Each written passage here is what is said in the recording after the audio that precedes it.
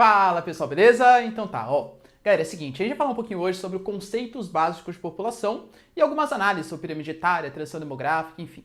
Quando a gente fala sobre população, demografia, talvez sejam os temas mais importantes para o seu vestibular, tenha certeza, ó. Pelo menos uma questão, vamos pegar em um vestibular que tem 10 questões de geografia. 1 a 3 questões com certeza, elas vão ser questões que falam sobre população. Só que claro, né, pode falar sobre migração, enfim, uma série de coisas. Eu vou trazer para vocês os conceitos principais para que vocês consigam ter base para responder qualquer tipo de questão sobre população, sobre demografia, tá? Então, primeira coisa, ó, taxa de natalidade. Ah, professor, mas isso é muito fácil, né? Nossa, muito simples, tal. Bem cara, por exemplo, de um vestibular de Unicamp segunda fase, por exemplo. Defina a taxa de natalidade. Ah, professor, é uns caras que nascem lá, tal. Meio certo. Aliás, desse jeito, totalmente errado, né?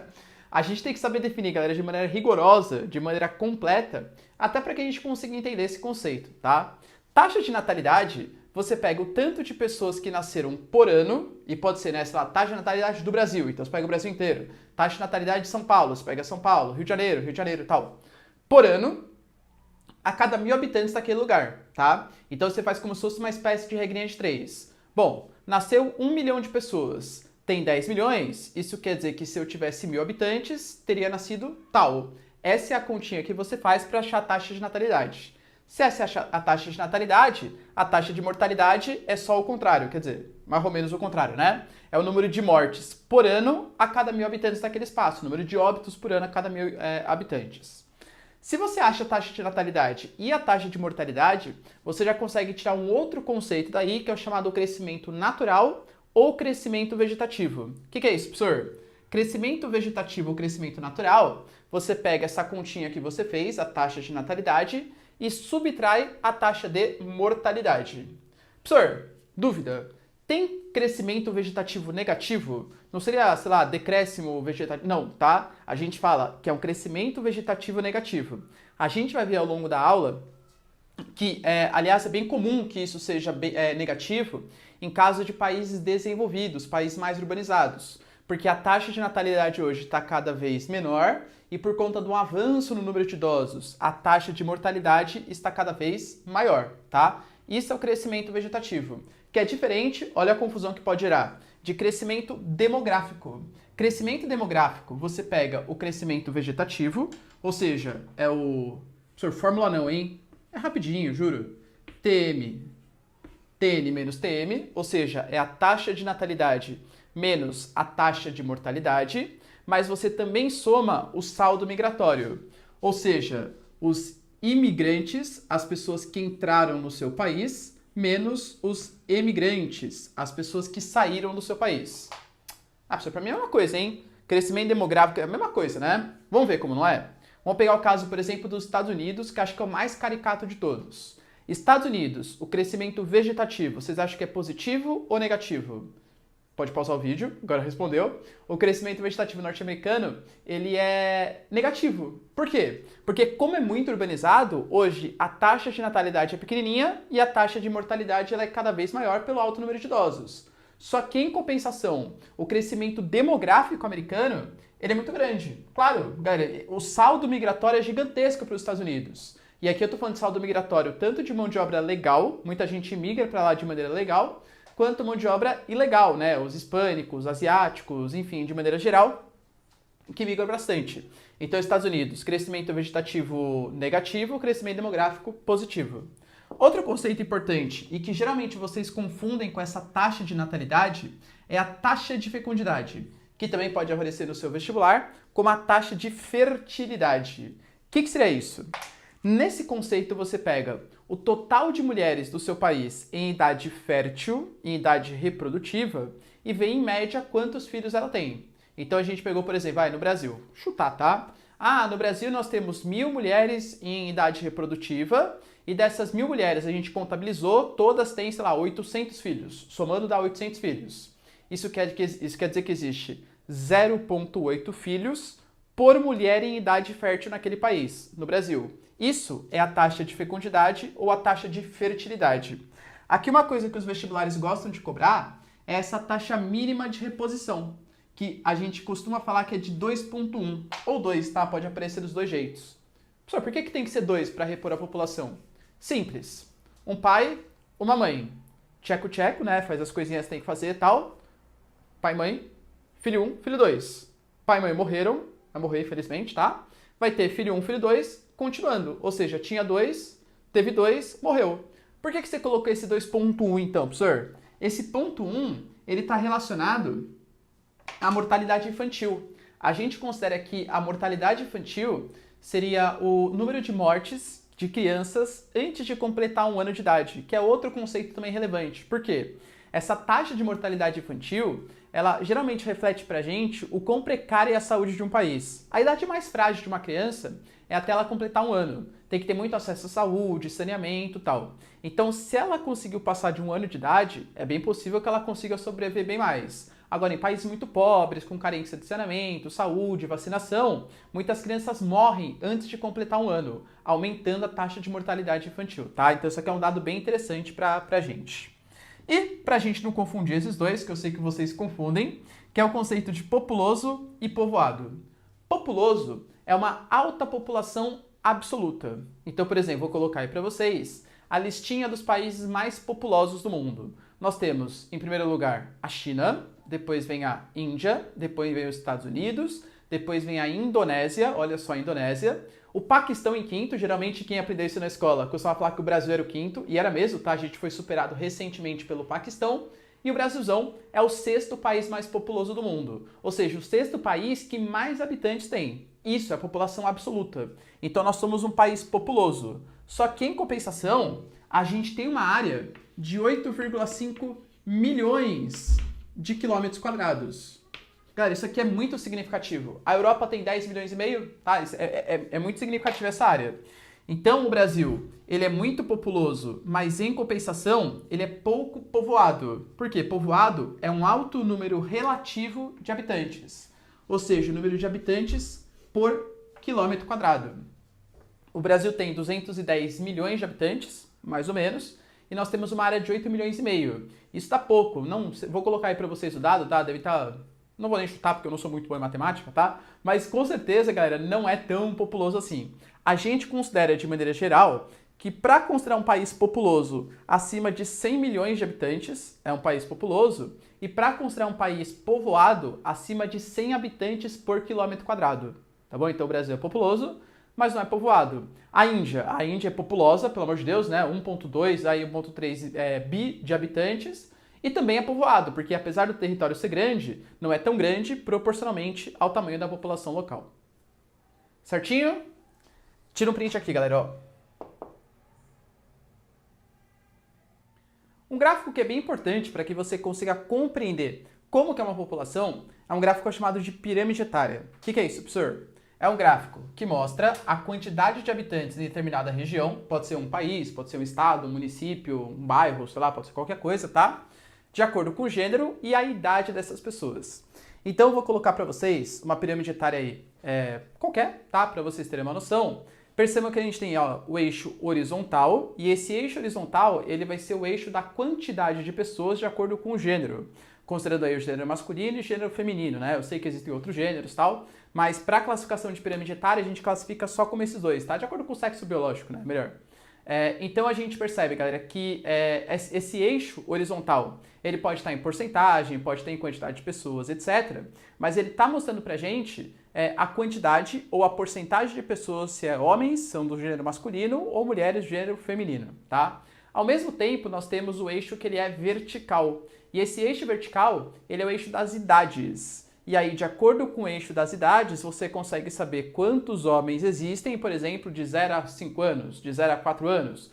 Quantas mulheres existem de 25 a 30 anos e por aí vai, tá? Então isso é uma pirâmide etária. E olha como essa pirâmide etária é interessante pra gente. Eu vou colocar pra vocês uma pirâmide etária de um país localizado no Oriente Médio. Aliás, recomendo, tá? Pra quem não conhece, esse site chama populationpyramid.net. Sensacional, tá? Eu que geógrafo, né, adoro ver essas coisas. Sensacional, dá uma olhadinha lá que você tem todas as pirâmides etárias do mundo, você consegue fazer projeção, ver como que era antigamente, é muito legal, tá? Essa pirâmide etária, por exemplo, que eu tô colocando pra vocês aí, ela é uma pirâmide etária, olha como ela é distorcida. Meu Deus, professor, só nasce homem lá? Não é verdade. Tanto que se vocês observarem, se a gente for pegar na faixa mais idosa, por exemplo, ou dos mais jovens, existem muito mais mulheres do que homens. A faixa que destaca de homens é a faixa adulta. Só por quê? Por que tem tanto adulto homem? Porque os países do Oriente Médio, em geral, eles dependem muito da exploração. Alguns, né, que estão ali na península, aliás, na região do Golfo Pérsico, depende muito da exploração de petróleo. E eles atraem muito mão de obra masculina para trabalhar. Vários desses países ainda têm uma concepção bastante machista, de interpretação de sociedade e tal. Então, os homens que vão trabalhar nesses espaços. Então, percebam como a pirâmide etária, ela conta bastante pra gente. Ela conta uma história bastante interessante, tá bom? Eu coloquei para vocês aqui, ó, 3 modelos de pirâmides etárias, porque é isso que o vestibular vai cobrar. Ele vai te colocar uma pirâmide etária e pedir para você identificar se é um país rico, se é um país pobre, desenvolvido, subdesenvolvido, emergente e tal. Em geral, como que a gente percebe? A pirâmide etária, lembrando, né, que esse aqui é o eixo das idades. Então, quanto mais para cima, mais idoso, quanto mais para baixo, mais jovem. E isso aqui é de acordo com o sexo, né? Então, pode ser masculino e feminino, tanto faz, não existe uma convenção, tá? Isso aqui é uma pirâmide típica, essa pirâmide, que parece efetivamente uma pirâmide, é uma típica de um país subdesenvolvido. Professor, por quê? Olha a faixa que mais se destaca aqui, ó. A faixa que mais se destaca é essa faixa J, ou seja, do 0 até os 19 anos, geralmente, a faixa de jovens. A gente percebe que essa pirâmide, ela tem um topo estreito. Professor, por que topo estreito? Já vamos falar. E ela tem uma base larga. Por quê? Uma base larga, eu tô falando para vocês que proporcionalmente existem bastante jovens nesse país. Em geral, o país onde a taxa de natalidade, a taxa de fecundidade é muito grande, são países mais pobres, são países menos desenvolvidos, onde a mulher é menos empoderada, onde ela consegue exercer menos as suas vontades em geral, ela tem aquela concepção que ela é quase um ventre que tem que ter filho ali, percebe? O custo de criação do filho não é tão alto, uma sociedade mais rural, tá? E a expectativa de vida ainda não é tão alta. Geralmente não tem tanto acesso à saúde e saneamento, então o topo ele fica bastante estreitinho. Então topo estreito, poucos idosos, e a base bastante larga, muitos jovens. Se a gente for pegar essa pirâmide etária aqui, ela já é de um país desenvolvido. Num país desenvolvido, como você consegue saber, professor? Olha a faixa que mais está se destacando aqui, ó. Essa faixa dos idosos. Então essa pirâmide, pelo contrário, ela vai apresentar um topo que é considerado mais largo, mas em compensação possui uma base mais estreita. Isso é reflexo, sei lá, de um país nórdico, um país europeu, Japão. Por quê? Como um país muito urbanizado, todos aqueles processos que eu falei para vocês, aumento de custo de criação do filho, a mulher mais participativa no mercado de trabalho, mais empoderada para não querer ter filho se não quiser, isso vem reduzindo a taxa de natalidade. Mas, como existe uma alta qualidade de vida, acesso ao saneamento, saúde, etc., a expectativa de vida fica bastante grande. Então, bastante idosos e, proporcionalmente, cada vez menos jovens. Professor, nós. Qual que é nós aqui? Brasilzão. Nenhum dos dois. Brasilzão é esse aqui, ó. Nós somos considerados um país emergente. Eu diria pra vocês... Não vai colocar na prova isso aí, pelo amor de Deus, tá? Eu diria pra vocês que a nossa pirâmide etária é a pirâmide etária coxinha. Por quê, professor? Porque ela parece uma coxinha. Como assim, professor? Observe, vou colocar aí para vocês a pirâmide etária do Brasil. A faixa que mais está se destacando, pelo menos nesse momento, é essa faixa aqui, ó. A faixa dos adultos. Dos adultos jovens, principalmente. Isso é a base, isso é o que mais existe aí na nossa pirâmide. Para vocês terem uma noção, hoje, no Brasil, mais ou menos 65% da nossa população faz parte da PEA, ou seja, são os adultos, a galera que está voltada ao mercado de trabalho. A gente tem muita gente produzindo e pouca gente que ainda não produz. Tanto que essa fase ela é tão boa economicamente, tão sensacional, que a gente costuma dar um nomezinho para isso aqui. A gente fala que essa fase em que os países emergentes estão é conhecida como o bônus ou a janela bônus ou janela demográfica. Professor, o que seria isso? Esse bônus ou essa janela demográfica? É a fase em que a nossa PEA é muito superior à nossa PEI. Aqui, muito cuidado com o que eu vou falar, tá? Ah, entendi. O Ricardo falou que jovem e idoso só atrapalha. Não falei isso. jovem, com toda certeza, né? O investimento para o seu país, tem que fazer investimento em educação e tal. Mas naquele momento ele ainda não é produtivo para o país, ele representa gasto, investimento do Estado em educação. E os idosos, claro, tem toda uma experiência, contribuição para o mercado de trabalho, toda a questão cultural, socialmente super importantes, mas economicamente, de maneira geral, eles recebem aposentadoria. Espero que continue recebendo, né? Essa questão da Previdência está meio complicada.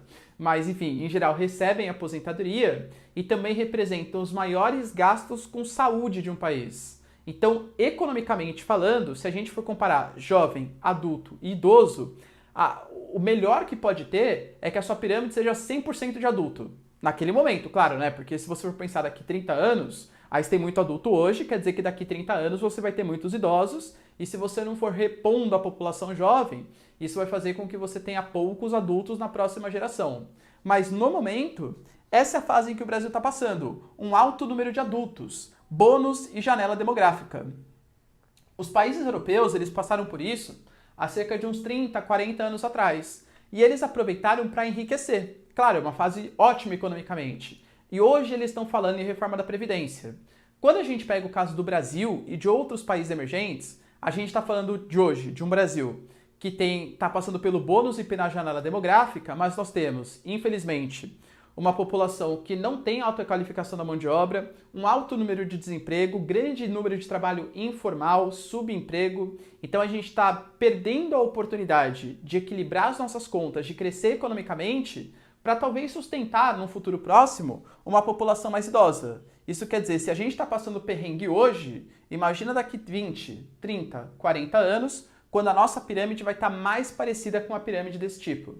Professor, uma dúvida. Quer dizer, então, que daqui 30, 40 anos, como a pirâmide do Brasil vai estar mais parecida com essa, quer dizer, então, que a gente vai ser um país desenvolvido? Olha, sinto muito te informar, infelizmente não, tá? Hoje, essa pirâmide é de um país desenvolvido. Provavelmente, daqui uns 30, 40 anos, esse tipo de pirâmide vai ser de um país emergente. Não é só porque a gente envelheceu que a gente se tornou um país desenvolvido. São coisas completamente diferentes. Tá bom? Uma política pública para cá. Pera, eu pensaria, além de investir em saúde, para em saneamento, saúde para essa população viver mais, investimento em educação, que é o que a população mais jovem mais precisa. Investimento público para um país emergente, criação de emprego, qualificação da mão de obra, desenvolvimento do mercado de trabalho, que é o que a população adulta precisa. Para essa pirâmide, a gente pode falar de planos, talvez de uma reforma da Previdência, mas uma reforma da Previdência um pouco mais justa, e com certeza expansão do sistema de saúde, que os idosos, em geral, geralmente necessitam mais. Tudo bem? Tira um print aqui, ó. Um gráfico bem importante que a gente tem também para análise populacional é o gráfico da chamada transição demográfica. Assim, com toda certeza, é o gráfico mais importante do ponto de vista da sua provinha, o que mais tem chance de aparecer para vocês. O que o gráfico da transição demográfica ele conta para a gente? Ele mostra a evolução das taxas de natalidade e das taxas de mortalidade ao longo do tempo. Ah, professor, e de qual país? De todos. De todos. Desde que eles não sofram nenhum tipo de interferência política, alguma guerra, alguma pandemia, coisa que valha, tá? Então, assim, se não tiver interferência externa, se evoluir naturalmente, todos os países vão passar, estão passando ou já passaram pela transição demográfica. Professor, não entendi direito. Vamos ver então, ó.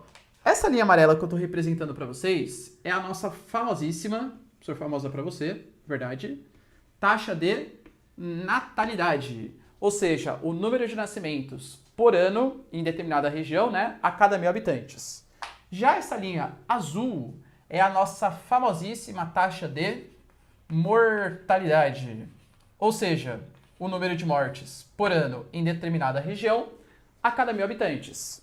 Você, que é um ótimo aluno, sabe, né, que se eu pegar a taxa de natalidade e subtrair a taxa de mortalidade, eu vou ter, do ponto de vista mais matemático, a área do gráfico, verdade, verdade, verdade, e do ponto de vista mais geográfico da coisa, eu vou ter um outro conceito aqui, ó, que também é a área do gráfico, claro, mas taxa de natalidade menos taxa de mortalidade nada mais é do que o nosso famosíssimo crescimento vegetativo, tá?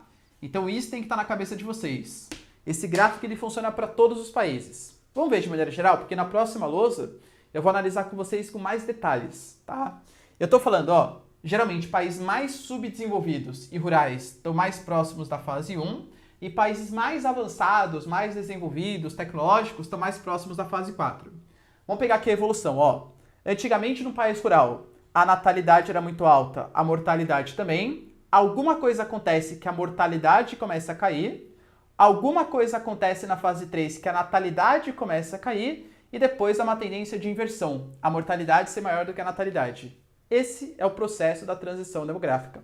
Isso tem muito a ver com a evolução do número de pessoas. O mundo passou por essa transição demográfica. Então, se a gente for pegar, por exemplo, o mundo demorou, galera, de verdade, milênios para conseguir chegar até 1 bilhão de habitantes. Só que em determinado momento, o que aconteceu? A nossa taxa de mortalidade começou a cair e a natalidade continuou alta. Opa, nasce muita gente, morre cada vez menos. Explodiu o número de pessoas. Aí se demorou centenas, milhares de anos para conseguir chegar em 1 bilhão, em questão o quê? De 200 anos, a gente chegou ao que a gente tem hoje, praticamente 8 bilhões, 7 bilhões e meio por aí, tá?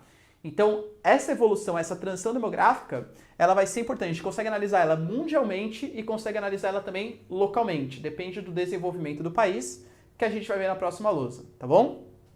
Essa fase 1, ela é conhecida como a fase pré-transição demográfica. A fase 2 é o início do processo de transição. A fase 3, quando começa a cair a natalidade, é a conclusão da transição demográfica. E a fase 4, que os países estão passando, os países desenvolvidos, né, estão passando hoje, é a fase pós-transição. Vamos dar uma olhadinha? Características dessas fases? Só antes, ó, tira um print aqui. Vamos então fazer uma análise aqui de cada uma das fases desse gráfico de pirâmide etária. Eu deixei para vocês uma colinha aqui, ó, para a gente ir conferindo se as coisas fazem sentido, tá? Na fase 1, lembra que a linha amarela é a natalidade, a linha azul é a mortalidade. A natalidade, olha como ela tá alta aqui, ó, tá? Então a gente vai ter uma alta natalidade. Lembrando que na fase 1, ainda estamos falando de um país majoritariamente rural, tá? O Brasil, para vocês terem uma noção, ele estava na fase 1 até 1930, um país que nem tinha iniciado o processo de industrialização. Por que a gente tem essa alta natalidade? Professor, já sei. É que não tinha TV, aí as pessoas não tinham muito o que fazer e tal. Não pensa assim, tá? Não pensa assim, pelo amor de Deus. Essa alta natalidade, ela vai ser consequência. Primeiro, galera, a gente pode falar da própria concepção do que representa ter um filho. Um filho, nessa época, representava como se fosse uma espécie de mão de obra, tá? Então, o filho, ele, como mão de obra, o filho era um trabalhador. Não é hoje que você é um gasto para a sua família, brincadeira, não é assim, tá? Mais ou menos. O filho era visto como mão de obra. A gente tinha, por exemplo, uma concepção de casamentos muito mais cedo. Hoje em dia, ainda bem, né? A mulher ela ganhou mais autonomia para tomar suas próprias decisões. Antigamente não, você tinha lá seus 16, 17 anos, já tinha que começar a pensar em casar. Passou dos 18, não tem namorado, não tem o noivo, e vai ficar pra titia e tal. Então, antigamente, casava com 17 e já começava a pensar em ter filho, tá? Além do que, numa sociedade ainda que não tinha tanto acesso a métodos contraceptivos. Poucos métodos contraceptivos. Então as pessoas tinham muitos filhos. Se a gente for pegar, é bem comum, talvez aí, dentre vocês que estão me assistindo, tem aí, minha bisavó teve 14 filhos, meu bisavô foi pai de, sei lá, 35 pessoas. Tem umas histórias meio tensas assim, tá? Por quê, galera? Porque era natural, o filho era visto meio, vai tendo, não era um custo, era quase como se fosse um investimento, uma coisa natural, e a própria concepção um pouco mais conservadora que a mulher foi feita para ter filho. Professor, quer dizer então que se tinha tanto filho assim, era uma máquina, né? Quer dizer que crescia muito o número de pessoas? Por incrível que pareça, não. Por quê? A natalidade é alta, mas olha a mortalidade. Concorda que a mortalidade está alta também? Então a gente pode colocar aqui, ó, uma alta mortalidade.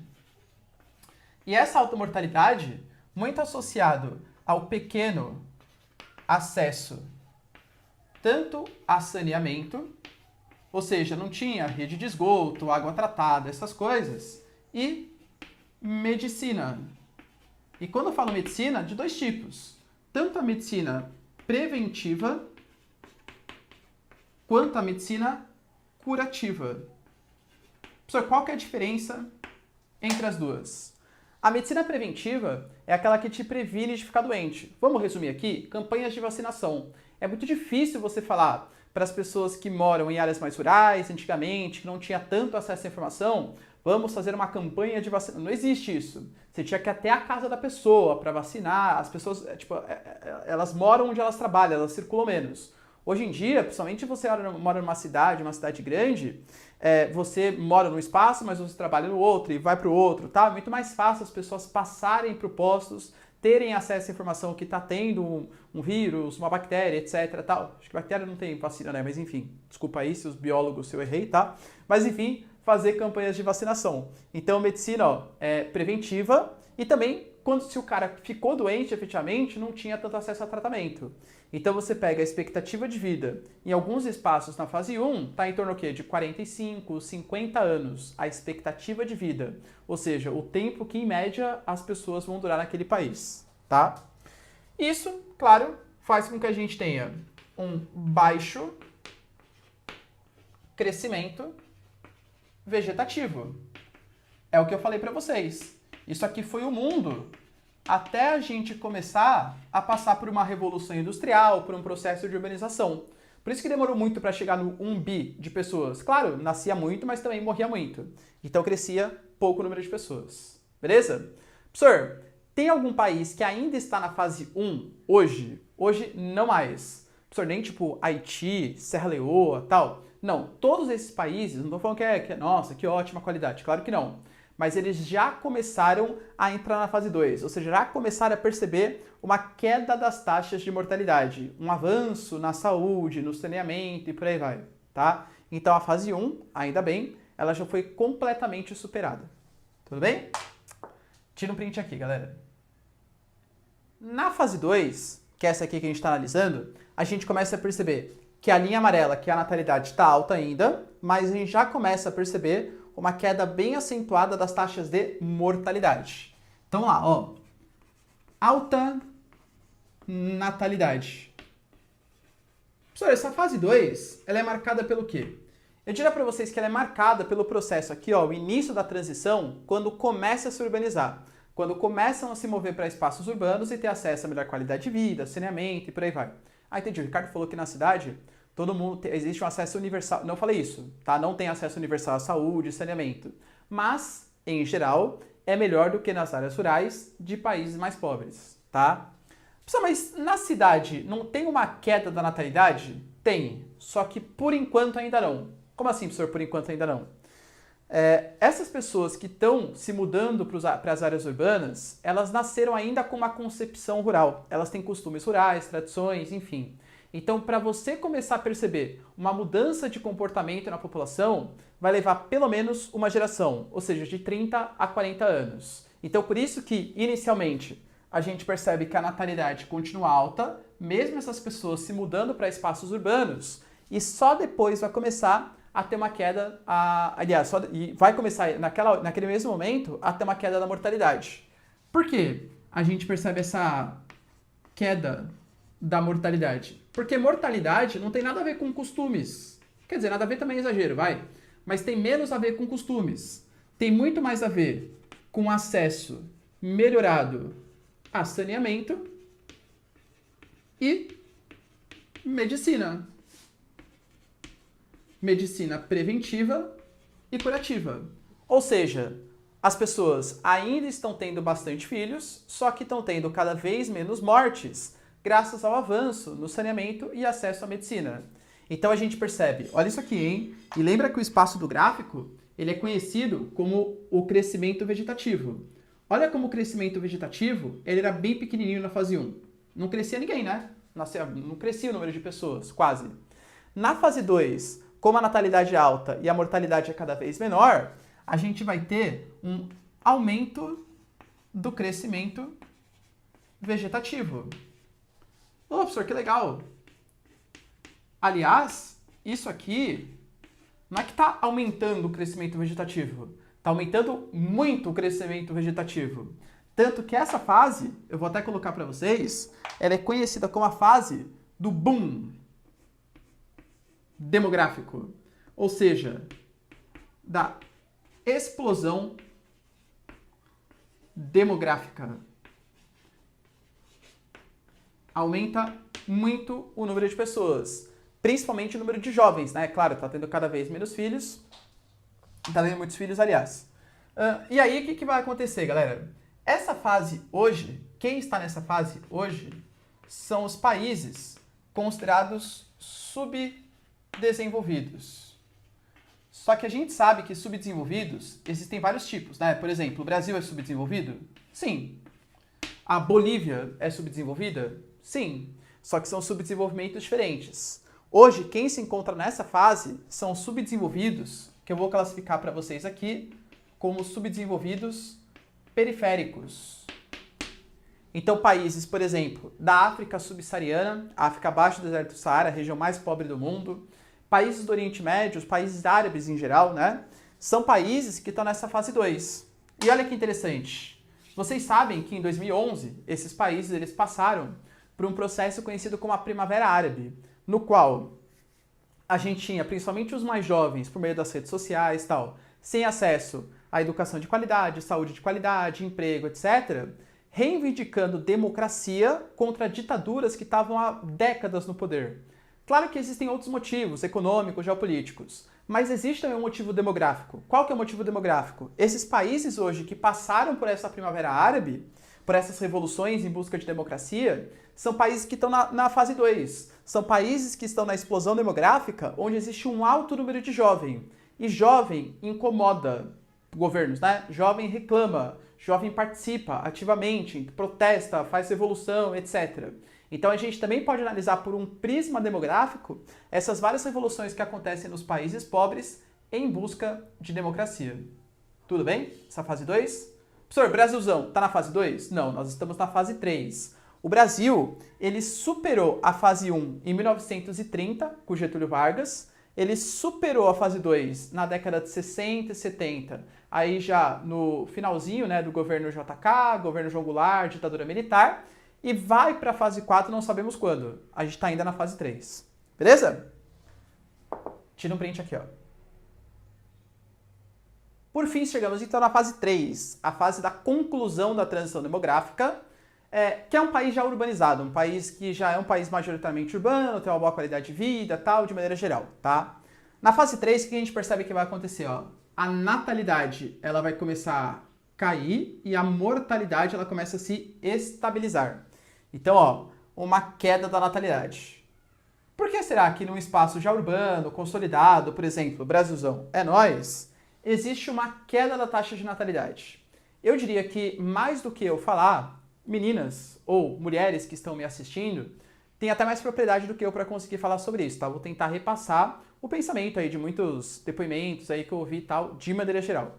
Primeiro, tem a ver muito mais com não só as mulheres necessariamente, mas com um casal, né? Que é o alto custo de criação de um filho. Não, professor, você está errado. É baratinho. Sim, sim. Imagina você tendo que sustentar alguém. Vamos falar que o cara vai sair com 17 anos, vai? 17 anos que é a idade que o cara se forma no ensino médio, se não repetir e tal. Obviamente isso não acontece mais, tá? A gente sabe a geração nem, né? Que nem estuda, nem trabalha. Os caras ficam até 30 anos, 35 anos e tal na casa dos pais. Mas eu fingi que o cara vai sair com 17 anos, beleza. Você vai ter que pagar toda a maternidade, todo o enxoval. Aí depois vai ter que, por exemplo, colocar ele numa escola, pagar alimentação, pagar saídas. Depende muito da sua classe social também, claro, né? Mas talvez quando ele ficar mais velho, comprar um celular, pagar, sei lá, um cinema, etc. Galera, o IBGE, ele fez uma continha e ele colocou na ponta do lápis isso. Uma família de classe C, uma família de classe média, mais ou menos aí, para criar um filho dos 0 aos 17 anos, se tudo que tivesse gastado tivesse colocado na poupança, que nem é um dos rendimentos mais rentáveis, estaria mais ou menos em torno de 800 mil reais. Ou seja, você gasta para cuidar de um filho de classe média 800 mil reais. Se for uma classe B, sobe para 1.200.000, e se for filho de classe A, sobe para 2 milhões. Professor, eu tenho o sonho de ter 5 filhos. Pode ter esse sonho, mas saiba que você vai gastar dinheiro bastante, percebe? Então, o filho ele passa a ter uma outra concepção. Se no campo ele é visto, era assim que era, né? Se era mulher, passava a cuidar de casa, fazer os afazeres domésticos. Se era homem, passava a trabalhar na lavoura a partir dos 6, 7, 8 anos. Agora não. Agora o filho, ele é como se fosse um investimento, tem todo o planejamento familiar, porque ele é muito caro, etc. Tá? Outra coisa que a gente pode colocar é o maior acesso a métodos contraceptivos. E não só acesso, né? Mas também ao funcionamento. Então, camisinha, as pílulas, né? Métodos contraceptivos, pílula anticoncepcional. Enfim, isso vai sendo difundido pela sociedade de uma maneira mais significativa, fazendo com que a natalidade, obviamente, caia. Mas um ponto bastante importante, a gente pode colocar aqui, e para mim isso é o mais significativo, que é o empoderamento,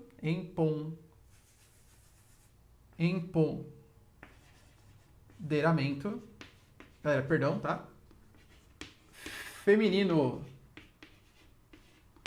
Ou seja, a gente está numa fase em que as mulheres hoje, elas estão tendo cada vez mais autonomia para poder falar se quer ou não ter filho. Antigamente não era assim.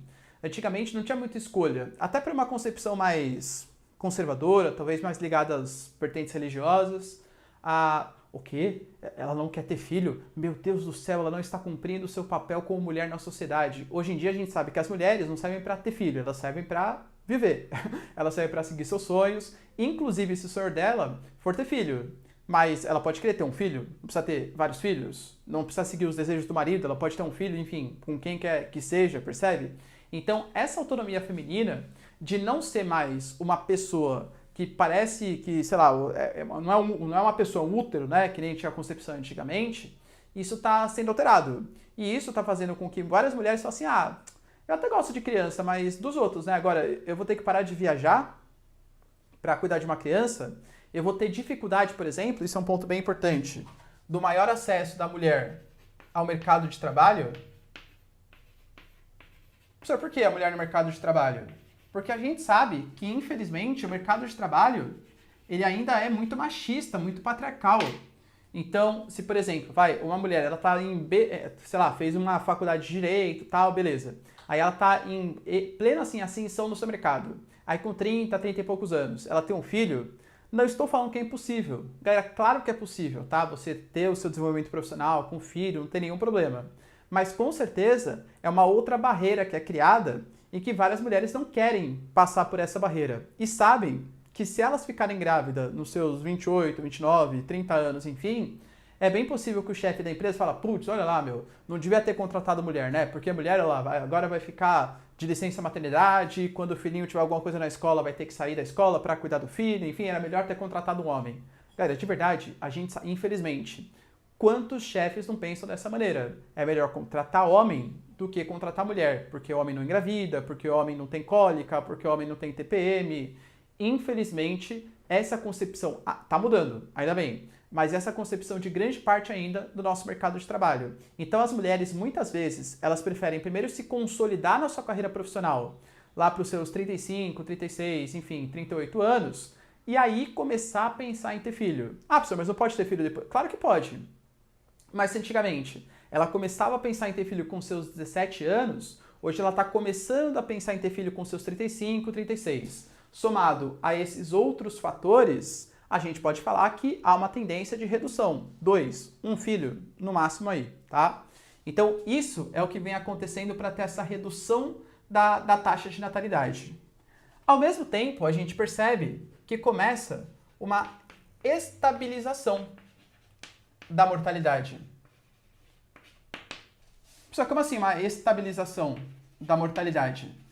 Aquela queda vertiginosa, ou seja, zero, porque as pessoas tiveram mais acesso a saneamento e saúde, está caindo num ritmo cada vez menos acelerado. Porque as pessoas agora já moram na cidade. Então vai evoluindo, vai aumentando a expectativa de vida, mas num ritmo não tão grande assim, tá?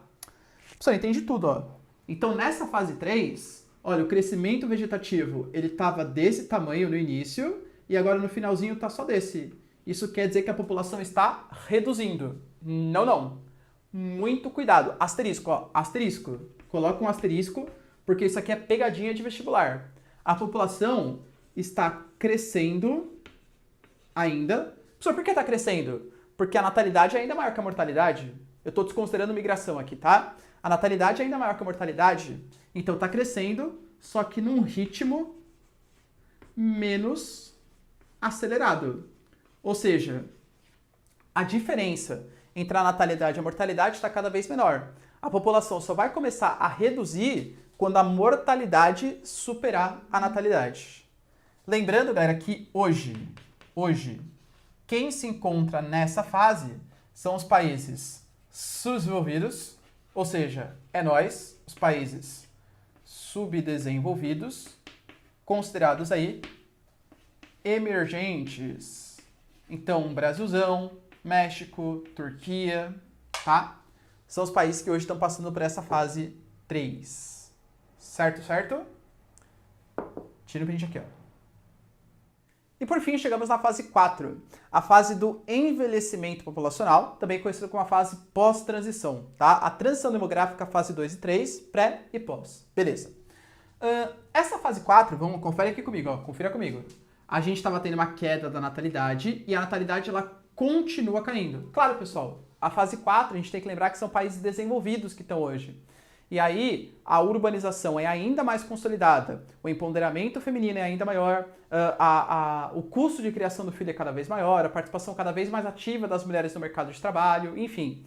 Toda uma conjuntura, uma estrutura, aliás, que vem fazendo com que se tenha cada vez menos filhos. Então, aqui nos países da fase 4, por exemplo, a gente está abaixo da reposição. Lembra que a taxa de fecundidade é de 2,1, a taxa de reposição? Ou seja, você tem um pai, uma mãe, tcheco-tcheco dos dois, filho 1, filho 2, pai morreu, 2 filhos, né? Substituiu o pai e a mãe. Taxa de reposição deveria ser 2.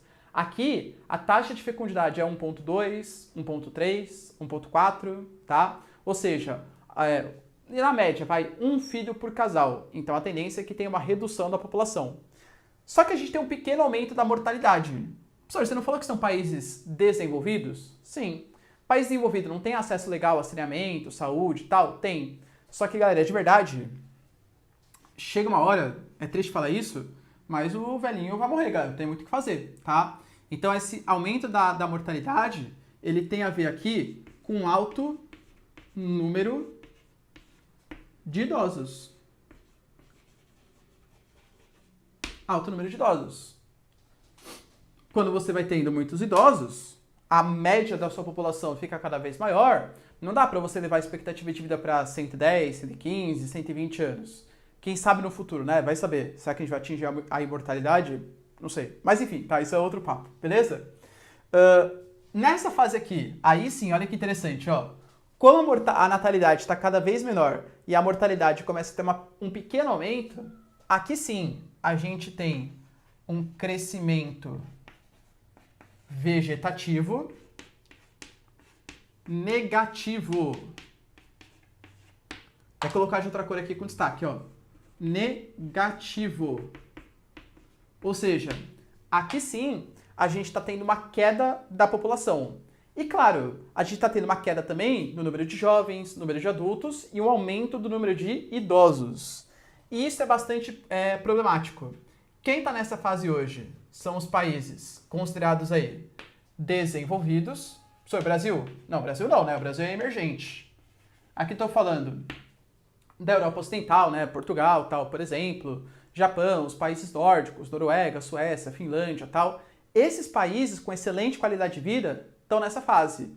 Só que isso traz algumas consequências. Quais são as consequências mais diretas que a gente pode pensar? Bom, se está tendo um envelhecimento populacional, a gente pode colocar um aumento do custo da previdência, ou seja, aumento do custo com a aposentadoria e aumento do custo também com a saúde. E ao mesmo tempo, o que vem acontecendo? Uma redução da PEA, ou seja, da parcela da população economicamente ativa. Então a gente está tendo um grau de dependência, ou seja, pessoas que dependem daqueles que trabalham muito grande. Então poucas pessoas para sustentar a sociedade de maneira geral. Problemático isso, hein? Por isso que a gente sabe quais são as medidas que poderiam solucionar essa problemática. Eu diria para vocês que existem algumas, nenhuma delas muito bem conclusivas. Porque todas elas apresentam um problema. Por exemplo, para a gente conseguir solucionar esse déficit causado pelo aumento do gasto previdenciário de saúde e de redução da PEA, a gente pode falar, por exemplo, de reforma da Previdência. Então a gente adia a idade de aposentadoria e tira alguns privilégios. Será que os europeus que estão passando por isso aceitam? Os japoneses, será que aceitam? Galera, são países, os japoneses não, né? Mas os europeus principalmente, que sempre estiveram acostumados com uma excelente qualidade de vida, o tal do welfare state. Então hoje, países que estão falando sobre reforma da Previdência estão sofrendo uma série de protestos. Quebra-pau mesmo, tá? Mas enfim, é uma das soluções que estão sendo propostas. Outra solução que a gente poderia adotar, bom, tá faltando PEA. Verdade, né, professor? Tá faltando um trabalhador. Tem países onde está sobrando trabalhadores. Países da fase 2. Países do Oriente Médio, da África Subsaariana. Já sei, olha que ideia brilhante. Vamos levar pessoas desses países pobres para os países ricos, para repor a demanda de mão de obra necessária. Xenofobia. Xenofobia muito forte. A gente sabe, galera, que os europeus têm um medo muito grande de aumento da competitividade, rebaixamento dos salários, até de perder o que eles chamam de identidade cultural. E uma série de partidos aí já classificados como de extrema direita, neofascistas, neonazistas, estão subindo na Europa. Por quê? Justamente por conta dessa questão, desse aumento da migração. Você acha realmente que algum governante vai ter como ideia legal, como princípio de Estado, fazer o cara atrair imigrante? A resistência seria gigantesca, tá bom? Existem alguns países que estão incentivando a natalidade como uma terceira solução. A gente pega, por exemplo, países onde a licença maternidade é de 2 anos e a licença paternidade é de 6 meses. Existem países onde existe o dia da reprodução.